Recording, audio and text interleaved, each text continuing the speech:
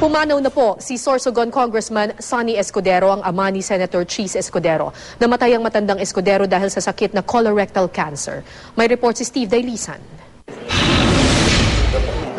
Sa edad na 69, pumanaw si Sorsogon 1st District Representative Salvador Sonny Escudero III.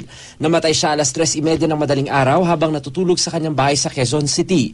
2 taon siyang nakipaglaban sa colorectal cancer. Ang anak niyang si Senator Cheese Escudero nagpasalamat sa lahat ng sumuporta at nagdasal. Nagpaabot din ng pakikiramay ang Senado sa pamamagitan ng Senate Resolution. Ang mababang kapulungan pinuri ang pagiging masipag ng yumaon nilang kasama. Sinisika pa raw nitong dumalo sa mga hearing kahit naka-wheelchair. Nasa ikalawang termino na bilang kinatawan ng Sorsogon si Congressman Escudero nang bawian siya ng buhay. Chairman siya noon ng House Committee on Basic Education and Culture. Kilala ang yumaong kongresista bilang Agriculture Secretary at pinuno ng Ministry of Food and Agriculture nung panahon ni dating Pangulong Ferdinand Marcos. Nakaburol ngayon sa Mount Carmel Church sa New Manila, Quezon City ang mga labi ng kongresista. Sa Miyerkules, dadalhin siya sa Batasang Pambansa.